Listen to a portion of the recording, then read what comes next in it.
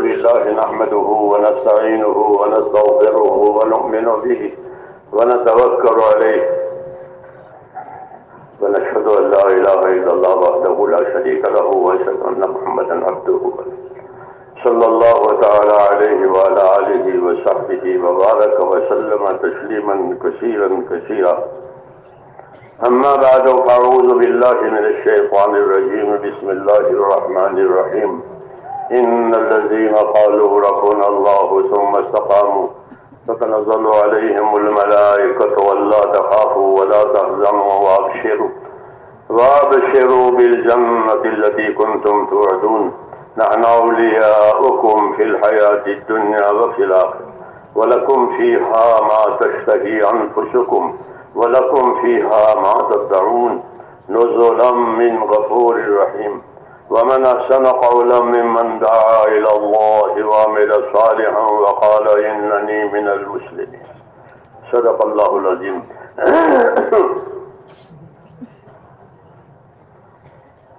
بزرگوں اور پیارے بھائیوں، دین کی باتیں ہوتی ہیں دین کے کاموں کے لیے. یہ قاعدے کی بات ہے. تجارت کی باتیں تجارت کے کاموں کے لیے، زمینداری کی باتیں زمینداری کے کاموں کے لیے ہوتی ہے، اور دین کی باتیں دین کے کاموں کے لیے ہوگی. یہ قاعدہ ہے. یہ نہیں کہ بات دین کی ہو اور کام دوسرے ہو، ایسا نہیں ہوگا. اس لیے ہم دین کی باتیں سنیں اور نیت کریں دین کے کاموں کی، کہ انشاءاللہ دین کے کام بھی کریں گے جس طرح دین کی باتیں سن رہے ہیں. اور اسی لیے یہ بات سنائی بھی جاتی ہے تاکہ دین کی بات سن کر کے دین کے کاموں میں زندگی لگ جائے. یہی سننا اللہ کو پسند ہے. یہ جاننا ضروری ہے کہ کون سا سننا اللہ کو پسند ہے. یہ بتایا گیا ہے ہم کو کہ کون سا سننا اللہ کو پسند ہے. سنتے تو سب ہیں، اپنے بھی سنتے ہیں دوسرے بھی سنتے ہیں. کون سا سننا پسند ہے؟ تو ہم کو یہ تعلیم دی ہے کہ فبشر عباد الذین یستمعون القول فیتبعون احسنہ اولئک الذین ہداہم اللہ واولئک ہم اولو الالباب. یہ سننے کی تعلیم دی ہے کہ فبشر عباد، میرے بندوں کو بشارت دو. یہ بندے بیٹھے ہوئے ہیں سننے کے لیے، تو بات اب یہاں سے شروع کر رہے ہیں کہ بندوں کو بشارت دو. یہ اللہ کے کریم ہونے کی شان ہے کہ اپنے کام کرنے والوں کو بشارت دے رہے ہیں. ورنہ دھمکی بھی دے سکتے تھے، دھمکا بھی سکتے تھے کہ خبردار ادھر ہوا تو پھر تمہارے خیر نہیں ہے. لیکن ایسا نہیں کہا، بلکہ بشر عباد، میرے بندوں کو بشارت دو. کہ کون سے بندے؟ الذین یستمعون القول، کہ وہ بندے جو ارادے کے ساتھ بات سنیں. ہاں یہ ضروری ہے کہ ارادے کے ساتھ بات سنیں. یہ نہیں کہ کانوں پر آواز آ رہی ہے، ادھر دیکھ رہے ہیں ادھر دیکھ رہے ہیں، کون چل رہا ہے کون اتر رہا ہے، جیسے لوگوں کی عادت ہے. یہ غفلت کی علامت ہے کہ دل اصل مقصد کی طرف متوجہ نہیں ہے، دھیان نہیں ہے، ادھر دیکھے ادھر دیکھ. کہ ایسا نہیں. فبشر عباد الذین یستمعون القول، بشارت دیجئے بندوں کو کہ جو ارادے کے ساتھ بات سنتے کہ یہ بات مجھ سے کہی جا رہی ہے، میرے لیے کہی جا رہی ہے. جیسے ڈاکٹر کی بات سنتے ہیں، وکیل کی بات سنتے ہیں، اور دوسری ضرورت کی باتیں سنتے ہیں، تو اس طرح سنتے ہیں کہ یہ بات مجھ سے ہو رہی ہے اور میرے لیے ہو رہی ہے، میرے کام کی ہو رہی ہے. یہ یہاں کا حال ہے کہ یہ بات میرے لیے ہو رہی ہے، میرے کام کے لیے ہو رہی ہے، میری ضرورت کے لیے ہو رہی ہے. ان کو بشارت کہ بشارت دیجئے، خوشخبری دیجئے بندوں کو کہ وہ بات کو ارادے کے ساتھ سنتے ہیں. یستمعون القول فیتبعون احسنہ. وہ سن کر کیا کرتے ہیں؟ آپ لوگ سن کر کیا کرتے ہو؟ ٹیپ کرتے ہو، ہاں، ادھر سے ادھر پھیلاتے ہو اور بات بھی بھول جاتے ہو. یہ ایسا نہیں ہے، یہ رواج ہے کہ ہم نے سنا تم بھی سنو، ہم نے دیکھا تم بھی دیکھو. یہ رواج کہلاتا ہے. رواج پر ہدایت نہیں ملتی، اخلاص اور عمل پر ہدایت ملتی ہے. رواج پر ہدایت نہیں ملتی. کوئی کام رواجی کرو، اس سے کچھ نہیں ہوتا. تو اس لیے کہا کہ بشارت دو بندوں کو جو بات کو سنتے ہیں ارادے کے ساتھ اور سن کر کیا کرتے ہیں کہ اتباع احسن کرتے ہیں. فیتبعون احسنہ. کہ اتباع احسن کا کیا مطلب ہے؟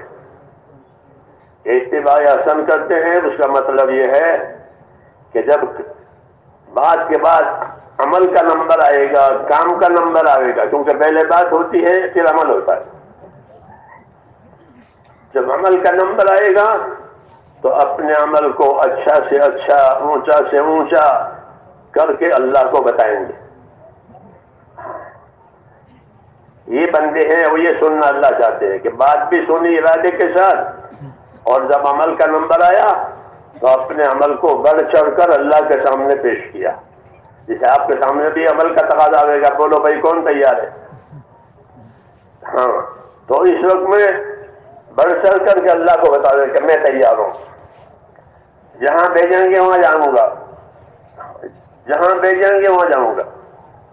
حضرت ابوبکر صدیق کے زمانے میں صحابہ نے، حضور کی وفات ہو گئی تھی، تو صحابہ نے ابوبکر صدیق سے یوں کہا کہ اے اللہ کے نبی کے خلیفہ، ہم آپ کے ہاتھ میں ایسے ہیں جیسے تیر انداز کے ہاتھ میں تیر ہوتا ہے. تیر انداز تیر کو جہاں چاہے بھیجے، جہاں چاہے پھینکے، جس طرح چاہے پھینکے، جتنے دور پھینکے، تیر کو کوئی انکار نہیں ہوتا، تیر چلا جاتا ہے. تو کہا ہم آپ کے ہاتھ میں ایسے، جہاں آپ کہیں گے وہاں جائیں گے، جو کام آپ کہیں گے وہی کریں گے. اسے تیر جہاں بھیجے وہاں جاتا ہے، سیدھا جاتا ہے، ادھر ادھر نہیں جاتا. کہ ہم آپ کے ہاتھ میں ایسے ہیں جیسے تیر انداز کے ہاتھ میں تیر. ہاں، یہ عمل کرنے کا اور اطاعت کرنے کا طریقہ ہے. تو صحابہ نے ابوبکر رضی اللہ عنہ کے سامنے پیش کیا کہ عمل بھی کریں گے اور جیسا آپ چاہیں گے ویسا عمل کریں گے، اور جتنا آپ چاہیں گے اتنا کریں گے. یہی ہمارا طریقہ ہے، اس کو اطاعت کہتے ہیں. کہ مسلمان کی زندگی جو ہوتی ہے وہ اللہ رسول کی اطاعت کے لیے ہوتی ہے. مسلمانی اسی کو کہتے ہیں جو اللہ رسول کو مان کر کے اپنی زندگی اس کی اطاعت پر ڈالے اور اپنے ہر کام کو دین بناوے. مسلمان کا ہر کام دین ہوتا ہے، وہ دنیا دار نہیں ہے. مسلمان دنیا دار نہیں ہوتا، وہ تو دیندار ہوتا ہے. اس کی ہر چیز اللہ کے لیے، اللہ کے کام کے لیے ہوتی ہے. قل ان صلاتی ونسکی ومحیای ومماتی للہ رب العالمین لا شریک لہ وبذلک امرت.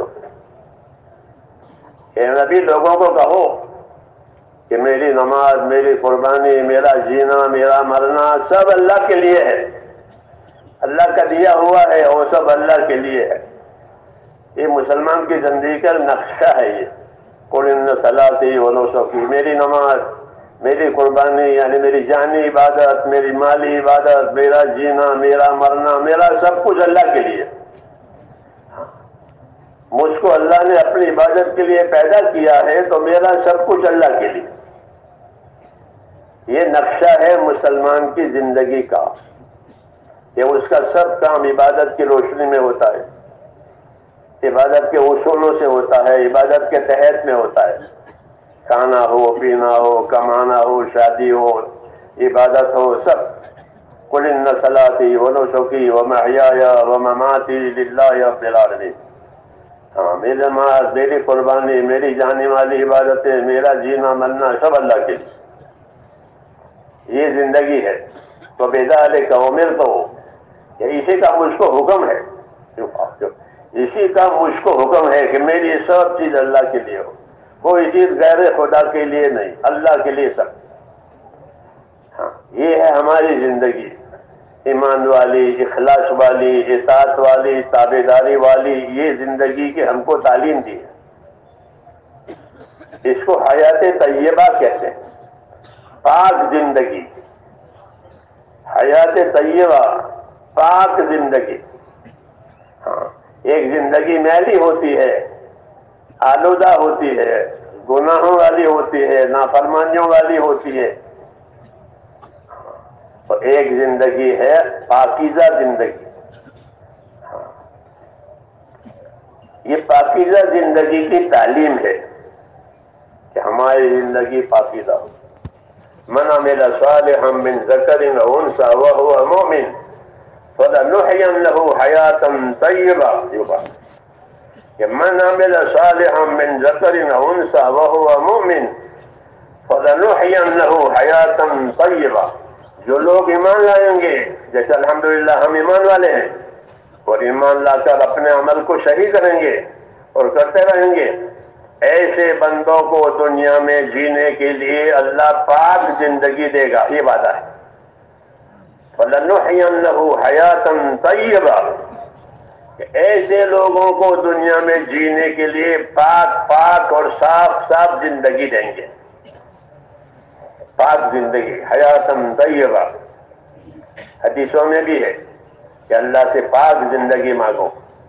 ہاں، گندی، میلی، آلودہ، پریشانیوں والی، گناہوں والی یہ زندگی ٹھیک نہیں ہے، اس میں دنیا کا بھی نہیں رہے گا اور آخرت کا بھی نہیں رہے گا۔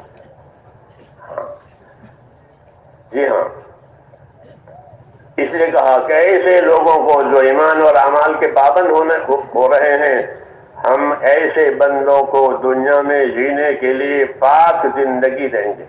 وَلَنُحْيِيَنَّهُ حَيَاةً طَيِّبَةً، اور آگے وَلَنَجْزِيَنَّهُمْ أَجْرَهُمْ بِأَحْسَنِ مَا كَانُوا يَعْمَلُونَ، اور آخرت میں، کہ آخرت میں تو ان کا بڑا استقبال ہوگا، بڑا اکرام ہوگا، یہ جتنا انہوں نے کیا ہے دنیا میں اس سے بڑا چڑھا کر اللہ ان کا انعام اور اکرام کریں گے۔ آدمی تو بیچارہ کمزور ہے، عمر بھی تھوڑی ہے، طاقت بھی تھوڑی ہے، تو وہ کام بھی تھوڑا ہی کرے گا، لیکن اللہ اس کا بدلہ دے گا بڑا چڑھا کر، کیونکہ اللہ کریم ہے۔ اللہ بیپاری نہیں ہے کہ ناپ توڑ کر دے، کہ اللہ تو کریم ہے، اس لیے اپنے بندوں کے ساتھ کرم کا معاملہ کرتے ہیں، کہ ان کی نیکی ہے تو بڑھا دیتے ہیں۔ وَإِن تَكُ حَسَنَةً يُضَاعِفْهَا، کہ اگر ایک نیکی بھی ہو گئی تو اللہ کہتے ہیں ہم اس کو بڑھا دیں گے۔ جیسے ایک گوٹلی ڈالی ہے تو اللہ اس کو بڑا کر کے ایک درخت بنا دیتا ہے۔ گوٹلی ڈالی تھی نا، تو اللہ نے اس کو کیا کیا کہ بڑا کر کے درخت بنا دیا۔ اب وہ درخت ہر سال پھل دیتا ہے، درخت لگانے والا مر جاتا ہے اور وہ درخت رہتا ہے، اس کی اولاد کھاتی ہے۔ جی ہاں، یہ اللہ کی شان ہے کہ بڑا چڑھا کر کے دینا۔ پھر بھی آدمی کام نہ کرے تو کتنا محروم ہے کہ اللہ بڑا چڑھا کر دیتے ہیں، یعنی اس کا ناپ توڑ کر دیتے ہیں، تو بیپاری ناپ توڑ کر دیتا ہے۔ کلو شکر کے پیسے ہیں تو کلو ہی دے گا وہ، کیونکہ پیسے کلو لیے، اس کو اپنا نفع کمانا ہے، اس لیے وہ تولتا ہے، گنتا ہے۔ جی ہاں، گنے گا، تولے گا، تب تو نفع رہے گا نا، اللہ نہیں کرتا ایسا۔ وَإِن تَكُ حَسَنَةً يُضَاعِفْهَا، ایک نیکی بھی ہوگی تو بڑا چڑھا کر دے دیں گے، ایک گوٹلی ہوگی تو ایک درخت بنا دیں گے۔ جی ہاں، ایک دانہ مکئی کا لگایا ہے تو مکئی کا اتنا بڑا بھٹا کھڑا ہو جائے گا، ہزاروں دانے ہوں گے ایک دانے کے، دیکھتے ہیں ہاں۔ تو یہ شان ہے اللہ کی کہ بندوں کی خیر کو بڑا چڑھانا، بڑا چڑھا کر کے دینا۔ پھر بھی نہ لے تو کتنی محرومی ہے. تو اس نے یہ وعدے کیے کہ ہم بڑا چڑھا کر کے دیں گے، پاک زندگی جینے کے لیے دیں گے، حیاتاً طیبہ، کہ پاک زندگی دیں گے. کہ پاک زندگی میں کیا ہوگا؟ پاک زندگی میں کیا ہوگا؟ کہ پاک زندگی میں ایک تو اللہ کا تعلق ہوگا. جو زندگی میلی ہوتی ہے اس میں آدمی اللہ کو بھول جاتا ہے. ہاں، اللہ کو بھول جاتا ہے، دوسری چیزوں میں لگ جاتا ہے. یہ میلی زندگی ہے. جی ہاں. اور ایک اللہ میں لگے گا، اللہ کی اطاعت میں لگے گا، اللہ کی تابعداری میں لگے گا، تو اس کی زندگی روز روز پاکیزہ ہو جائے گی. اس نے کہا ان کو جینے کے لیے پاک زندگی دیں گے. ہاں، کہ اس میں صحیح یقین ہوگا، صحیح ایمان ہوگا، صحیح اعمال ہوں گے، صحیح نیت ہوگی، صحیح اخلاق ہوں گے، صحیح برتاؤ ہوگا دوسروں کے ساتھ. پاک زندگی، حیاتاً طیبہ. ایسے بندوں کو دنیا میں جینے کے لیے پاک زندگی دیں گے، صاف ستھری، جسے نتھرا ہوا پانی ہوتا ہے. یہ زندگی میرے دوستوں پیدا کرنی ہے تاکہ ہماری زندگی میں کوئی داغ نہ رہے کہ اس نے اللہ کا حق برباد کیا ہے، کہ ہاں، کہ نہ، یہ بھی نہیں کہ اس نے کسی مخلوق کا حق برباد کیا ہے، کہ نہ کسی کا حق دبایا ہے، نہ کسی کا حق برباد کیا ہے، بلکہ زندگی صاف ستھری. ہاں، اس کو حیات طیبہ کہتے ہیں. اس میں صحیح یقین ہوتا ہے، صحیح عمل ہوتا ہے، صحیح نیت ہوتی ہے، دوسروں کے ساتھ صحیح برتاؤ ہوتا ہے. یہ حیات طیبہ. آج زندگی جینے کے لیے دیں گے کس کو؟ کہ جو ایمان لا کر نیک عملوں کا اہتمام کرے گا. تو ایسے لوگوں کو دنیا میں جینے کے لیے پاک زندگی دیں گے، اور جو آخرت میں بدلہ دیں گے وہ تو اس سے بہت بڑا چڑھا کر کے دیں گے. یہ وعدہ کیا اللہ نے. اس لیے میرے دوستو اپنی زندگی کی نگرانی کرنی ہے، اپنی زندگی کی حفاظت کرنی ہے. ہاں، یہ ہمارے قبضے میں نہیں ہے، زندگی اللہ کے قبضے میں ہے. وہ دیتے ہیں، روز موت دیتے ہیں، روز حیات دیتے ہیں. آدمی سو جاتا ہے تو یہ ایک طرح کی موت ہے. سو جاتے ہیں ہم لوگ تو یہ ایک طرح کی موت ہے. فرق اتنا ہے کہ سونے کی حالت میں تعلق باقی رہتا ہے روح کا بدن سے، ورنہ اس کو کچھ خبر نہیں ہے کہ کیا ہوا. سو گیا اور چور مال لے گئے، چور مال لے گئے، چوری کر لی. جی ہاں، اس کو کچھ خبر نہیں ہے. تو سونے کی حالت میں چور مال لے جاتا ہے، اور مرنے کی حالت میں وارث مال لے جاتے ہیں. ہاں جی ہاں، کیوں کہ دونوں صورتوں میں یہ بے قابو ہو گیا ہے. سونے کی وجہ سے بے قابو ہے، موت کی وجہ سے بے قابو ہے. اسے چور مال لے جاتے ہیں، اور مر گیا تو وارث مال لے جاتے ہیں. اب ان کا کوئی، جس کے مال سے اس کا کوئی تعلق ہی نہیں ہے. ایسی زندگی ہے. اس لیے اللہ نے کہا کہ نیند جو ہے میری قدرت کی بڑی نشانی ہے. ہاں، نیند، آدمی کا سونا، یہ بڑی نشانی ہے قدرت کی، کہ اللہ موت بھی دیتا ہے، پھر حیات بھی دیتا ہے، موت بھی دیتا ہے، پھر حیات دیتا ہے. روز دعا پڑھتے نا اٹھ کر کے، کیا دعا پڑھتے ہو؟ الحمدللہ الذی احیانا بعد ما اماتنا والیہ النشور. شکر ہے اللہ کا، کیوں کہ اس نے ہم کو زندگی دی موت کے بعد. کہ نیند بھی ایک موت تھی. جی ہاں، شکر ہے کہ دوبارہ زندگی ملی. ایسے ہی قیامت میں سب کو اللہ اپنی اپنی موت کے وجہ مر چکے تھے، سب کو زندہ کر کے سب کو اکٹھا کریں گے. ہاں، گھر میں سب لوگ سو گئے تھے، وہ اپنی اپنی نیند سے اٹھ کر کے پھر اپنے کام میں لگ جاتے ہیں. قیامت میں سب لوگ جا کر کے اٹھ کر کے پھر اپنے اپنے حساب کتاب میں لگ جائیں گے. نیند ایک قدرتی ایک نشانی ہے کہ روز موت آتی ہے، روز حیات ملتی ہے. تو حیات اور موت اللہ کے قبضے میں ہے، کسی کے قبضے میں نہیں ہے. اس لیے جب تک اللہ زندگی دے اپنی زندگی کو غنیمت سمجھے. حدیث میں ہے کہ اپنی زندگی کو غنیمت سمجھو، اپنی زندگی کو نعمت سمجھو موت سے پہلے، اور اپنی تندرستی کو غنیمت سمجھو بیماری سے پہلے. بیماری بھی اچانک آتی ہے، موت بھی اچانک آتی ہے، پوچھ کے نہیں آتی بیماری. جی اچانک آتی ہے بیماری، اور موت بھی اچانک آتی ہے. قابو کی بات نہیں ہے. اس لیے کہا اپنی زندگی کو غنیمت سمجھو. اللہ نے زندگی دی ہے اور بڑی نعمت ہے. حیات ایک ہی مرتبہ ملتی ہے، دوسری دفعہ نہیں ملتی. اس لیے ہم کو اپنی زندگی کی قدر کرنی ہے کہ اللہ نے ہم کو زندگی عطا فرمائی، نعمت ہے. لوگ جینے کے لیے کوشش کرتے ہیں کہ زندہ رہوں، ہاں تندرست رہوں، کیونکہ زندہ رہے گا تندرست رہے گا تو کچھ کر پائے گا، نہیں تو کیا کرے گا. بیماری میں اور موت میں کچھ نہیں ہے. اس لیے اپنی زندگی کو غنیمت سمجھنا چاہیے. پھر زندگی کو کہاں لگانا ہے؟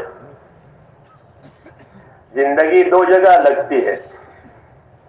ایک راستہ اپنے من چاہیوں کا ہے، اپنی خواہشات کا راستہ ہے، اس پر زندگیاں لگتی ہے.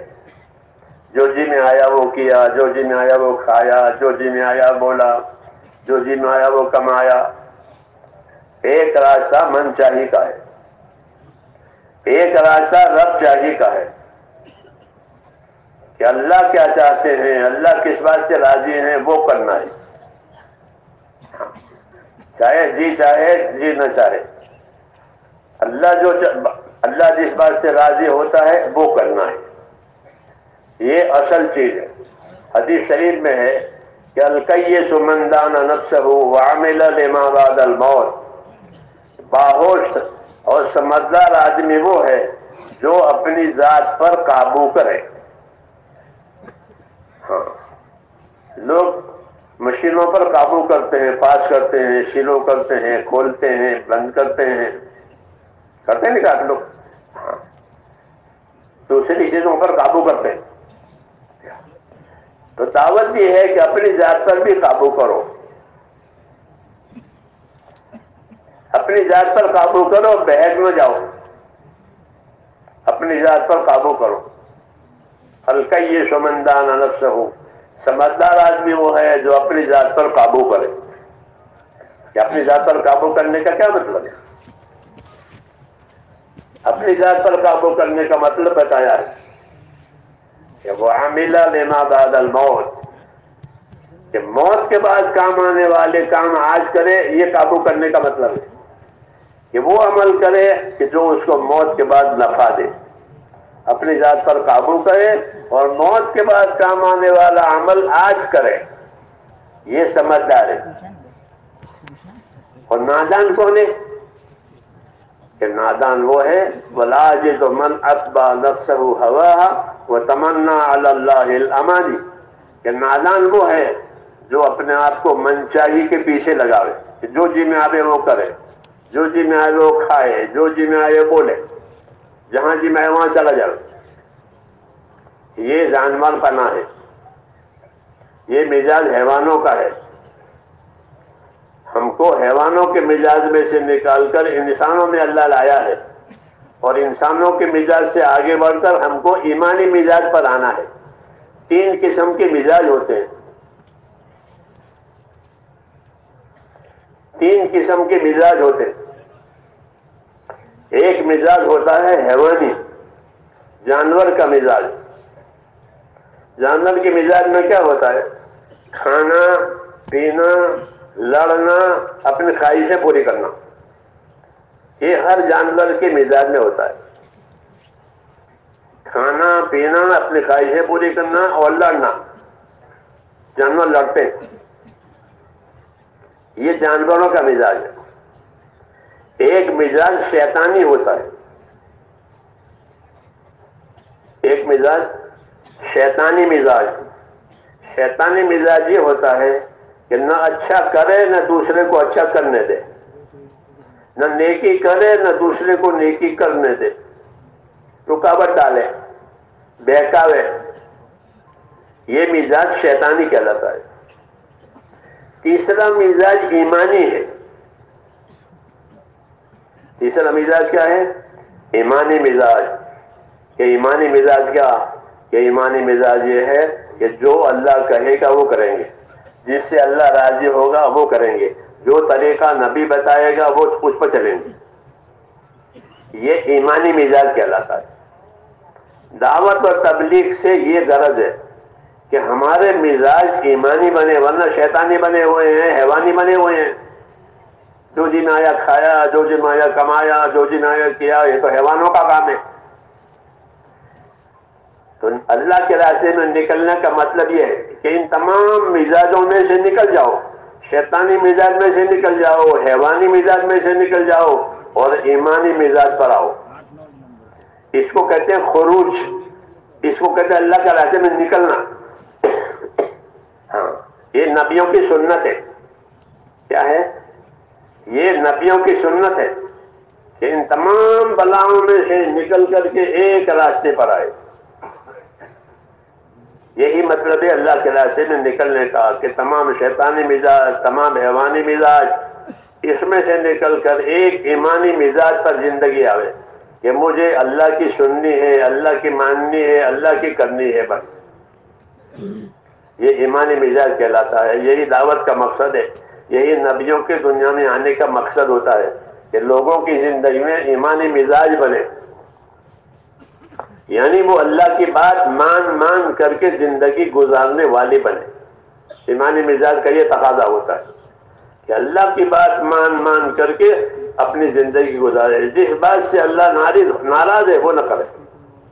تو یہ سمجھداری کی بات ہے۔ حضور صلی اللہ علیہ وسلم یہی فرما رہے تھے کہ الکیس من دان نفسہ وعمل لما بعد الموت، باہوش آدمی وہ ہے جو اپنی ذات پر قابو کرے اور موت کے بعد کام آوے ایسا کام آج کرے۔ جو عمل اس کو موت کے بعد کام دے وہ عمل آج کرے، کیونکہ آج عمل کا موقع ہے، موت کے بعد موقع نہیں ہے۔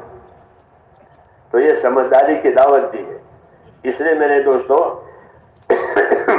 کہ ان باتوں کو اپنی زندگیوں میں لانا ہے تاکہ زندگی ایک راستے پر پڑ جائے۔ ایک راستہ ہلاک ہونے کا ہے، ایک راستہ کامیاب ہونے کا ہے، ایک راستہ عذاب کا ہے، ایک راستہ جنت کا ہے۔ رسول اللہ صلی اللہ علیہ وسلم نے قسم کھا کر کے یہ بات کہی ہے کہ فوالذی نفس محمد بیدہ ما بعد الموت دار الا الجنت او النار۔ میں پروردگار کی قسم کھا کر ایک بات کہتا ہوں، اول تو نبی سچا ہے، قسم کھانے کی تو ضرورت نہیں ہے، لیکن ہم کو اور آپ کو یقین دلانا ہے اور کام کا وزن بتانا ہے کہ بات کا کتنا وزن ہے۔ اس لیے کہا میں اس پروردگار کی قسم کھا کر کہتا ہوں جس کے قبضے میں میری زندگی ہے۔ یہ قسم کھا کر کیا سمجھا رہے ہیں؟ یہ قسم کھا کر یہ سمجھا رہے ہیں کہ ما بعد الموت دار الا الجنت او النار، کہ موت کے بعد آدمی کا کوئی ٹھکانہ نہیں ہے، یا جنت ٹھکانہ بنے گی یا دوزخ ٹھکانہ بنے گی، یا ادھر یا ادھر، تیسری جگہ نہیں ہے، یا جنت کا ٹھکانہ یا دوزخ کا ٹھکانہ۔ ہر آدمی کی قبر یا جنت کی کیاری بنے گی، جنت کی پھلواری بنے گی، یا دوزخ کا گڑھا اور کھڈا بنے گی۔ حدیثوں میں ہے، حدیثوں میں ہے کہ ہر آدمی کی قبر یا تو جنت کا باغیچہ بنے گا، آرام سے رہے گا، موت کب تک کہ قیامت تک۔ لمبا سفر ہے، لمبا سفر ہے، میت کو سلا دیا ہے، ہاں اس کے برتھ پر، جی ہاں اس کی سیٹ پر، اور اس کا سفر شروع ہو گیا ہے، وہ جا رہی ہے، جیسے گاڑی میں لیٹ گیا اور گاڑی جا رہی ہے۔ اب جب اسٹیشن آئے گا تب رکے گی، یہ اترے گا، ایسے سلا دیا، اب یہ گاڑی جائے گی، یہ کب تک جائے، کہاں تک جائے گی؟ قیامت تک۔ کہ قبر کی زندگی قیامت تک کی ہے، بہت لمبی۔ اس قبر کے بارے میں کہا کہ ہر آدمی کی قبر یا تو جنت کا باغیچہ بنے گی یا پھر دوزخ کا یہ کڑا اور کھڈا بنے گا۔ اور فرمایا میں نے قبر سے زیادہ بھیانک کوئی جگہ نہیں دیکھی۔ یہ حدیث میں ہے کہ ما رأیت منظرا قط الا القبر افظع منه، کہ جتنے منظر میں نے دیکھے بھیانک، ان تمام بھیانک منظروں میں سب سے زیادہ بھیانک جگہ وہ قبر ہے۔ یہ بتایا ہے یہ باتیں تاکہ لوگ موت کے بعد کی زندگی کو سوچیں، کیونکہ ہم جس زمانے سے گزر رہے ہیں میرے بھائیوں، یہ وہ زمانہ ہے کہ لوگوں نے موت کو، آخرت کو بھلایا ہے۔ لوگوں نے موت کو، آخرت کو بھلا رکھا ہے۔ کوئی اب مرنا ہی نہیں ہے، جو مر گیا وہ مر گیا، مجھے کہاں مرنا ہے؟ یہ کیفیت ہے کہ جو مرا وہ تو مرا، مجھے کہاں مرنا ہے؟ حالانکہ ایسا نہیں ہے کہ ہر آدمی کو مرنا ہے۔ اس لیے کہ عقل مند وہ ہے جو موت کے بعد کی زندگی کے لیے کام کرے، ایسا عمل کرے جو اس کو موت کے بعد نفع دے۔ تو موت کے بعد کون سا عمل نفع دے گا؟ تو کہتے ہیں ایک تو موت کے بعد نفع دینے والا عمل آدمی کا اپنا ایمان ہے۔ کیا ہے؟ لا الہ الا اللہ، یہ ایمان کا کلمہ ہے، یہ اس کو سب سے زیادہ نفع دینے والا ہے۔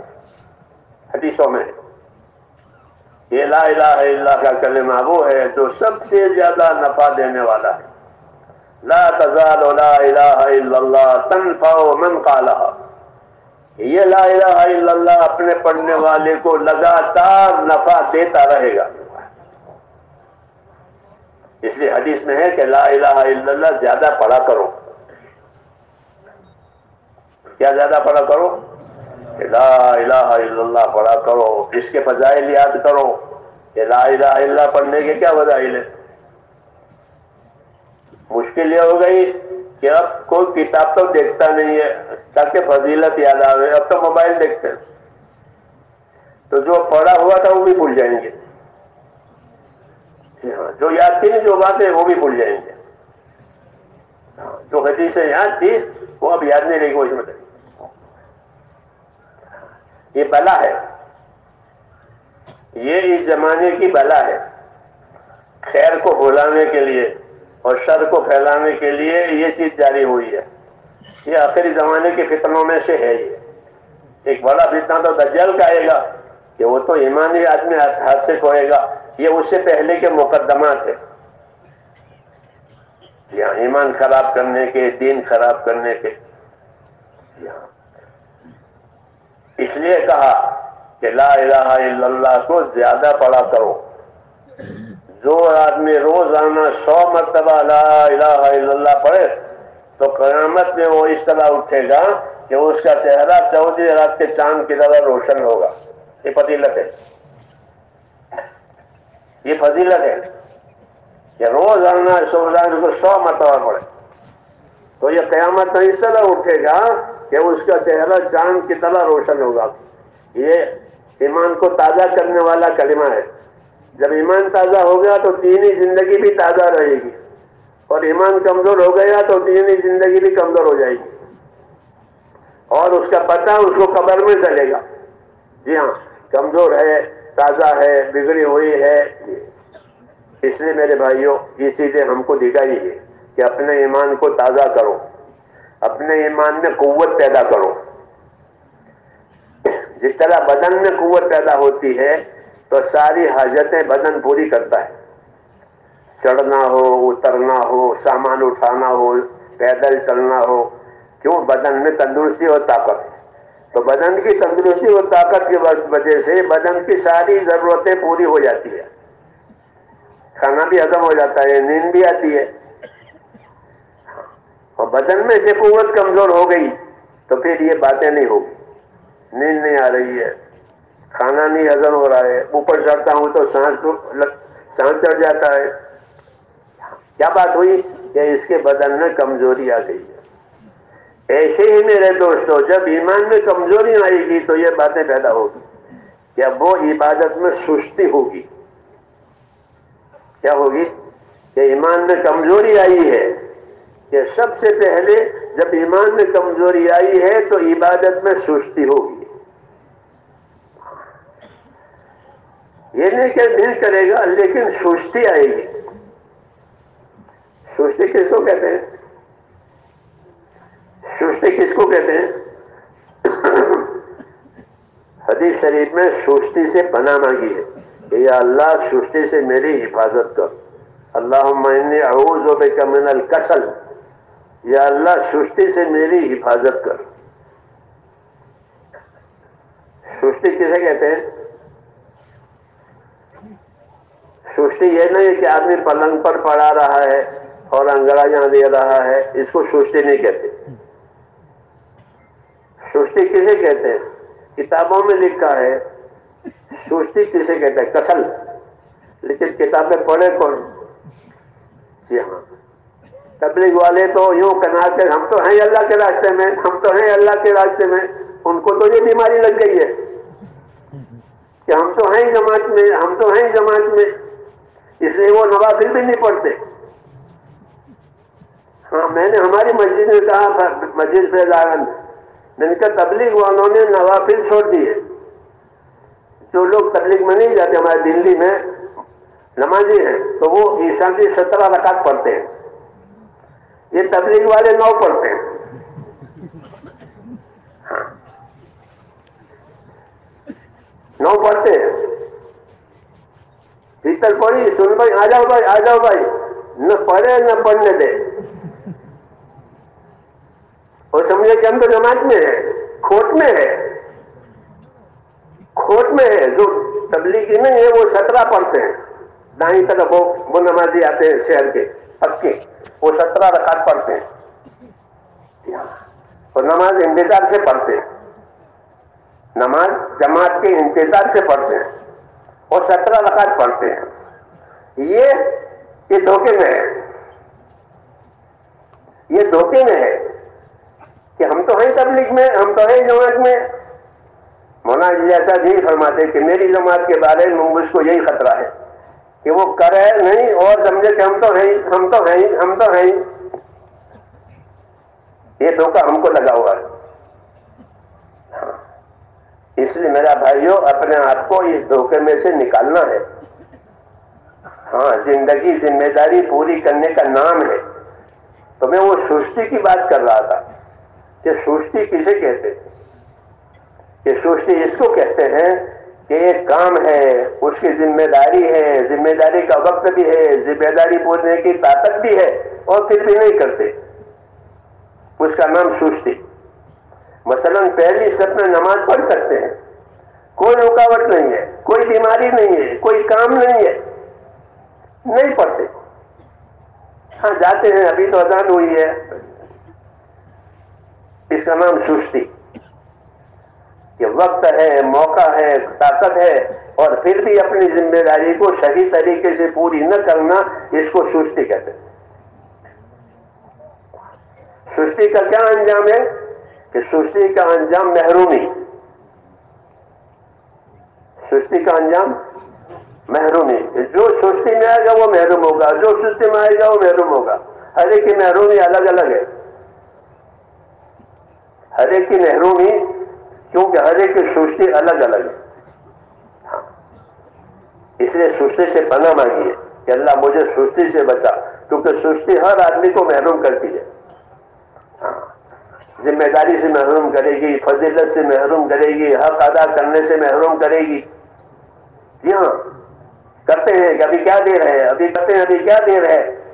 کسی کا حق ہے کہ دیں گے، کھا پی کے کہاں مر گئے اور کھا پی کے مر جاتے ہیں. ہاں، کھا پی کے مر ہی جاتے ہیں. کہتے ہیں ہم تھوڑے کھا پی کے مر گئے اور مر جاتے ہیں. یہ کیوں؟ کہ شیطان یہ بات سکھاتا ہے کہ ابھی دیر ہے، بعد میں کریں گے، کیا ضروری ہے، ابھی نہیں نکلیں گے، بعد میں نکلیں گے، ابھی نماز میں بہت دیر ہے، ابھی تو اذان ہوئی ہے. ایک شیطان کا یہ کام ہے اس کو تسریف کہتے ہیں کہ ایک کام کو ایک وقت سے دوسرے کام پر ڈلوا دے، ایک وقت سے دوسرے وقت پر ڈلوا دے، کبھی نہیں بعد میں، ابھی نہیں بعد میں، اس کو تسریف کہتے ہیں۔ یہ شیطان کا کام ہے کہ آدمی کو اس کے وقت پر عمل کرنے نہ دے، اس کے بعد میں کریں گے، کل کریں گے، حج کے بعد کریں گے، رمضان کے بعد کریں گے۔ اس کا نام ہے تسویف۔ تسویف محروم کرنے کے لیے ہوتی ہے، تسویف محروم کرنے کے لیے، کہ ابھی کرنے کی کیا ضرورت ہے، بعد میں کریں گے، پھر بعد میں ہوتی نہیں وہ، جی ہاں، کیونکہ بعد میں بعد کے کام آئیں گے۔ جب ابھی کا کام نہیں ہوا اور بعد میں دو کام جمع ہو گئے تو دو کام کیسے کرے گا؟ کر سکے گا؟ کہ آج پارا نہیں پڑا، جیسے روز پارا پڑتا ہے تو کل پڑھیں گے، تو آج کا پارا باقی ہے، پھر کل کا پارا آئے گا، آج ایک پارا نہیں پڑا ہے، کل دو پارے کیسے پڑے گا؟ یہ تسویف کہلاتی ہے کہ یہ شیطان سکھاتا ہے۔ اور خدا کیا کہتے ہیں؟ فرماتے ہیں سابقو، جلدی کرو، اور نبی کہتے ہیں سارعو، جلدی کرو۔ اللہ اور رسول جلدی کرنے کو کہ جلدی کرو جلدی کرو، کوئی رکاوٹ آ جائے گی، کوئی بات پیدا ہو جائے گی، پھر محروم ہو جاؤ گے۔ تو ایک تو میرے دوستو یہ سستی ہے، اپنے آپ کو دین کے کاموں میں اس سے بچانا ہے کہ موقع اگر نکل گیا تو پھر ہاتھ میں نہیں آئے گا۔ اللہ تعالیٰ ناراض ہوتے ہیں جب اللہ موقع دیتے ہیں اور وہ موقع پر کام نہیں کرتا تو پھر وہ چھینا جاتا ہے، اب وہ محروم رہتا ہے۔ اس لیے حدیثوں میں ہے، قرآن میں ہے کہ اپنے نیک کاموں کی طرف اپنے آپ کو آگے بڑھاؤ، ایک دوسرے سے آگے بڑھو، جیسے دنیا میں ایک دوسرے سے آگے بڑھتے ہیں ایسے دین کے کاموں میں ایک دوسرے سے آگے بڑھو۔ یہ اللہ کو پسند ہے اور اللہ نے اس کی دعوت دی ہے کہ سابقوا الی مغفرۃ من ربکم وجنۃ عرضها السماوات والارض، کہ دوڑو، آگے بڑھو ایسی جنت کی طرف کہ وہ جنت کی چوڑائی اتنی بڑی ہے جتنا 7 آسمان اور 7 زمین ہے۔ 7 آسمان اور 7 زمین کے برابر تو اس کی چوڑائی ہے۔ ہمیشہ چوڑائی تھوڑی ہوتی ہے، لمبائی زیادہ ہوتی ہے۔ یہ آپ سب میں بیٹھے ہیں تو 4 ہاتھ کی چوڑائی ہے اور لمبی کتنی ہے کہ یہ مسئلے کیوں ہوتا؟ تو جنت کی چوڑائی بتائی، لمبائی نہیں بتائی کہ چوڑائی کتنی ہے، کہ جتنے 7 آسمان 7 زمین۔ اب آپ کے سمجھانے کے لیے کچھ ہے نہیں، زمین آسمان تو چوڑائی میں آ گئے، تو اس لیے خاموش کہ تم خود ہی سوچو، جب چوڑائی اتنی ہے تو لمبی کتنی ہوگی؟ ایسی جنت کی طرف آگے بڑھو، اللہ کہتے ہیں کہ آگے بڑھنے کا کیا مطلب ہے؟ کہ سستی میں سے نکل کر اپنے آپ کو عمل کا پابند کرو۔ ہاں، یہ دعوت ہے کہ اپنے آپ کو اپنے عمل کا پابند کرو۔ ہمارے ذمے 2 کام ہیں۔ ایک کام ہے کہ ہر آدمی اپنی ذاتی زندگی میں اپنے عمل پر قائم رہے، اپنی ذاتی زندگی میں اپنے عمل پر قائم رہے۔ یہ بزرگوں کا، نبیوں کا، سب کا طریقہ ہے کہ اپنی ذاتی زندگی میں اپنے عمل پر قائم رہے۔ ایک تابعی تھے سعید ابن مسیب، قریش کے نوجوان ہیں، ان کی پابندی کی مثال دے دی۔ فرماتے 20 برس ہو گئے، کتنے؟ 20 سال ہو گئے، کبھی ایسا نہیں ہوا کہ میں اذان سے پہلے مسجد میں نہ پہنچا ہوں۔ 20 سال ہو گئے۔ یہ اس کو پابندی کہتے ہیں، اس کو استقامت کہتے ہیں کہ 20 برس کبھی ایسا نہیں ہوا کہ اذان سے پہلے میں مسجد میں لگ جاؤں۔ بزرگوں کے حالات تیسرے پڑھے جاتے ہیں کہ اس کی وجہ سے عمل کے راستے کھلتے ہیں کہ اتنا عمل ہے اور ہم اتنی جگہ ہیں۔ آج لوگ بزرگوں کے راستے سے اور بزرگوں کے ذکر سے بھی محروم ہیں۔ اگر ان کے حالات پڑھیں، جیسے حیات صحابہ لکھی ہے، حکایت صحابہ لکھی ہے، وہ اس لیے لکھی ہے بزرگوں کے حالات ہیں، تو اس سے عمل کے راستے کھلتے ہیں کہ 20 سال ہو گئے، کبھی ایسا نہیں ہوا کہ میں اذان سے پہلے مسجد میں نہ پہنچا۔ ہمارے بزرگوں میں بزرگ کہ 22 برس ہو گئے، کبھی تکبیر تحریمہ فوت نہیں ہوئی۔ 22 سال ہو گئے. ہمارے ایک بزرگ کہ 22 برس ہو گئے. کبھی ایسا نہیں ہوا کہ تکبیر امام نے اللہ اکبر کہا ہو اور میں اس وقت ہوں کہ امام کے اللہ اکبر کے ساتھ ہمارا بھی اللہ اکبر ہے. یہ کتنے سال ہو گئے؟ کہ 22 سال ہو گئے. سمجھ میں آئی بات؟ ہاں. یہ باتیں اس لیے سنائی جاتی ہے کہ ہر آدمی اپنی زندگی کی قدر کرے اور اپنے آپ کو اس نیک کاموں کا پابند کرے. اس کو استقامت کہتے ہیں کہ اپنی زندگی میں استقامت پیدا کرو، آزادی چھوڑو. آزادی شیطانوں کے پاس ہے، آزادی حیوانوں کے پاس ہے. ایمان میں آزادی نہیں ہے. ایمان میں آزادی ان دونوں کے پاس ہے. ایک شیطانوں کے پاس ہے کہ وہ آزاد ہے، اللہ کی ماننی نہیں ہے اور نہ ماننے دینا ہے لوگوں کو، تو وہ آزاد ہے. اور ایک حیوان آزاد ہے، اس کو اللہ نے عقل ہی نہیں دی ہے، وہ جو چاہتا ہے کر لیتا ہے. ان دونوں سے بچا کر ہم کو ایمانی راستہ دیا. شیطانی راستے سے بچایا ہے، حیوانی راستے سے بچایا ہے اور ایمانی راستہ دیا. ایمانی راستے میں کیا ہوتا ہے؟ ایمانی راستے میں یہ ہوتا ہے کہ اللہ کا کیا حکم ہے اور نبی کا کیا طریقہ ہے. بس یہ دو ہی چیزیں ہوتی ہیں کہ میری طرف اللہ کا کیا حکم ہے اور میرے لیے اللہ کے نبی نے اس حکم کے پورا کرنے کا کیا طریقہ دیا ہے. حکم ہوتا ہے اللہ کا، طریقہ ہوتا ہے نبی کا. اس کو دین کہتے ہیں. حکم اللہ دیں گے اور طریقہ نبی دے گا. جیسے نماز پڑھنے کا حکم اللہ دیا ہے کہ نماز قائم کرو، اور طریقہ یہ طریقہ نبی نے بتایا تو نماز اس طرح پڑھی جائے گی. اللہ تعالیٰ نماز پڑھ کر نہیں بتائیں گے، حکم دیں گے نماز قائم کرو، نمازوں کی حفاظت کرو. دو حکم ہے، ایک نمازیں قائم کرو، ایک نمازوں کی حفاظت کرو. یہ تو حکم قرآن میں ہے. حافظوا علی الصلوات، ایک حکم یہ ہے. ایک حکم یہ ہے نماز قائم کرو. اتنا ہی ہے قرآن شریف. نماز کی حفاظت کیسی کرنی ہے، نماز کیسے قائم کرنی ہے، یہ نبی نے بتایا. اس کو سنت کہتے ہیں، اس کو سنت طریقے کہتے ہیں کہ اللہ کے حکم کو پورا کرنے کے لیے جو طریقے دیے جائیں گے نبی کی طرف سے وہ سنت طریقے کہے جائیں گے. ہاں. ساری ہدایت اللہ نے سنت طریقوں میں رکھی ہے. سنت سے ہٹ کر کوئی ہدایت نہیں ہے. سنت سے ہٹ کر کوئی ہدایت نہیں. ساری ہدایت کہ وہ اللہ نے اپنے نبی کے طریقوں میں رکھی ہے اور امت کو حکم دیا ہے کہ اپنے نبی کا اتباع کرو. صبح سے شام تک اور شام سے صبح تک ہمارے ذمہ ہے کہ نبی کا اتباع کریں. یہی دعوت و تبلیغ کا مقصد ہے.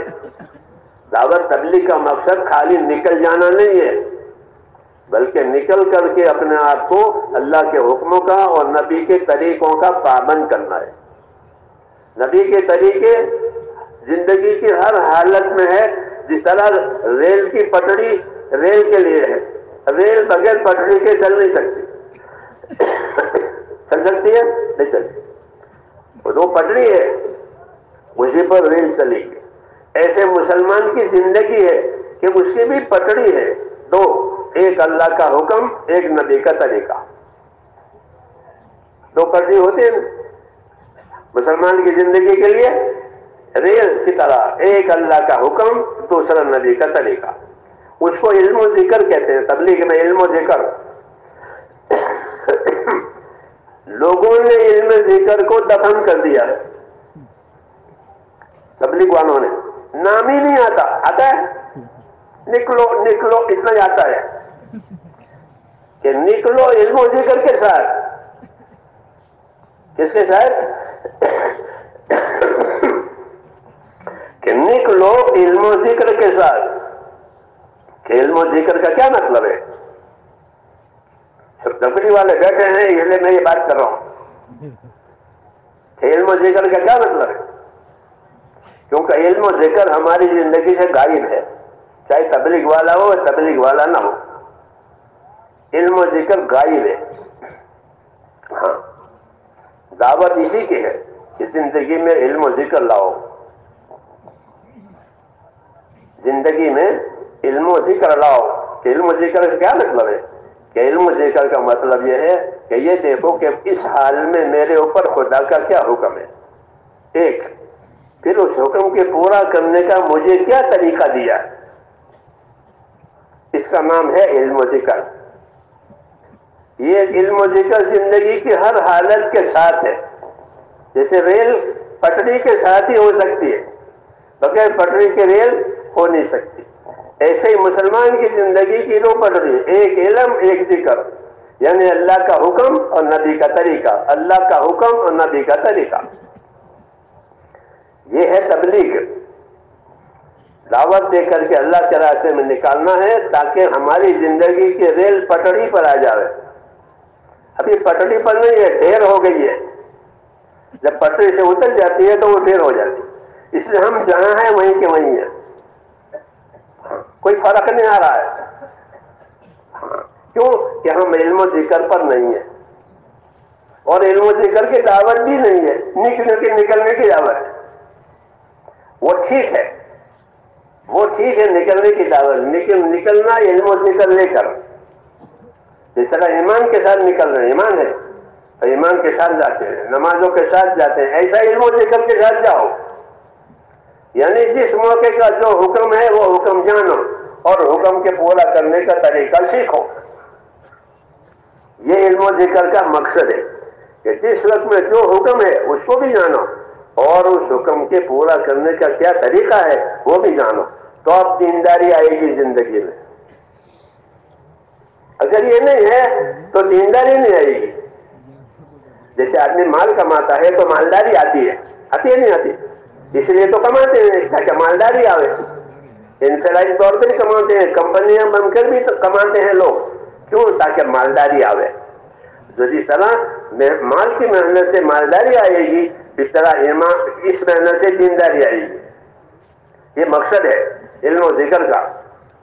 بغیر علم و ذکر کے کیسے دینداری آئے گی؟ جب علم بھی نہیں ہے، ذکر بھی نہیں ہے، غفلت ہے، جہالت ہے. کیونکہ علم نہیں ہے تو جہالت ہے، ذکر نہیں ہے تو غفلت ہے. تو غفلت سے اور جہالت سے دینداری نہیں آتی، علم و ذکر سے دینداری آتی ہے. تو دعوت یہ ہے کہ جو جس حال میں ہو اس حال میں یہ دیکھے کہ میرے اللہ کا کیا حکم ہے. آپ کل قیامت میں یہ نہیں کہیں گے میرے ہر سال 4 مہینے لگتے تھے، بلکہ اللہ پوچھیں گے کہ میرے حکم کتنے پورے ہوئے، میرے نبی کی سنتیں کتنے زندگیاں آئی. اسی لیے ہم پیدا ہوئے ہیں. اور یہ 4 مہینے چلے اس کی طاقت پیدا کرانے کے لیے ہے کہ زندگی کا ہر حال حکم والا، زندگی کا ہر حال نبی کی سنت والا، اس کو پیدا کرنے کے لیے یہ کام ہے. مولانا الیاس صاحب یہی کہتے تھے کہ میری دعوت کا مقصد یہ ہے کہ ہماری زندگی میں وہ تمام چیزیں آ جائیں جو جناب رسول اللہ صلی اللہ علیہ وسلم لے کر آئے. ان کے ملفوظات آپ پڑھتے نہیں تبلیغ والے.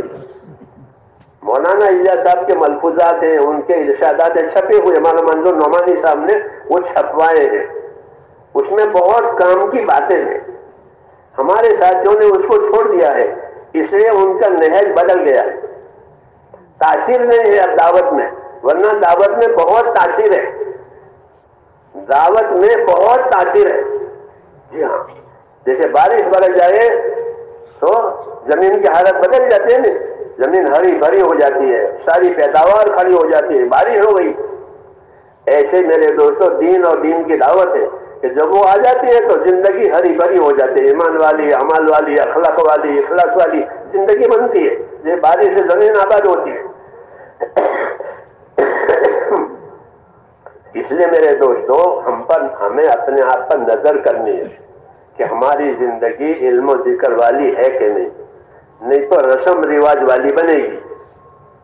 علم و ذکر نہیں ہوگا تو رسم رواج. علم و ذکر ہوگا تو اس میں اللہ کا حکم ہوگا، نبی کا طریقہ ہوگا. اس کا پابند کرنے کے لیے یہ دعوت ہے. مولانا الیاس صاحب یہی فرماتے تھے، ان کے ملفوظات میں یہ بات چھپی ہوئی ہے کہ ہم اس دعوت کے ذریعے سے وہ تمام باتیں اپنی زندگیوں میں لانا چاہتے ہیں جو جناب رسول اللہ صلی اللہ علیہ وسلم نے ہم کو دی ہے. سمجھ میں آئی بات؟ اس لیے اس فکر کے ساتھ اللہ کے راستے میں نکلنا ہے اور نکلتے رہنا ہے کہ زندگی سنت پر آ جاوے، زندگی شریعت پر آ جاوے، زندگی دوسروں کے حقوق ادا کرنے والی بنے، دوسروں کے ساتھ احسان کرنے والی زندگی بنے. یہ مقصد ہے 6 نمبروں کا. 6 نمبر غائب ہو گئے تو تبلیغ نہیں ہوئی، 6 نمبر آ گئے تو تبلیغ ہوئی. یہ یاد رکھو کہ پہلے ایمان آنا چاہیے، ایمان میں طاقت آنی چاہیے، اللہ کا خوف بڑھنا چاہیے۔ ایمان کی طاقت کا مطلب یہ کہ اندر اللہ کا خوف بڑھے، آخرت کی فکر بڑھے، تو جو کام چھوٹ گئے ہیں وہ بھی کرے گا، اور جو کرنے کے ہیں وہ بھی کرے گا، اور جو چھوڑنے کے ہیں وہ چھوڑ دے گا۔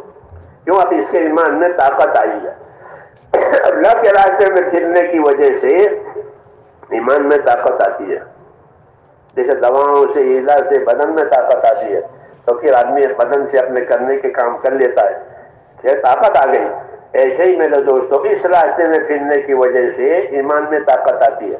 جب ایمان میں طاقت آئے گی تو کہ اللہ کے فرائض ادا کرے گا، یہ پہلی بات۔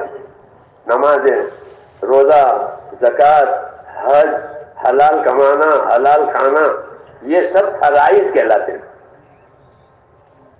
کیا کہلاتے ہیں؟ یہ فرض ہے۔ تبلیغ کرو نہ کرو یہ فرض ہے، اس کو تو کرنا ہی کرنا ہے، چاہے کوئی تبلیغ والا ہو کہ تبلیغ والا نہ ہو۔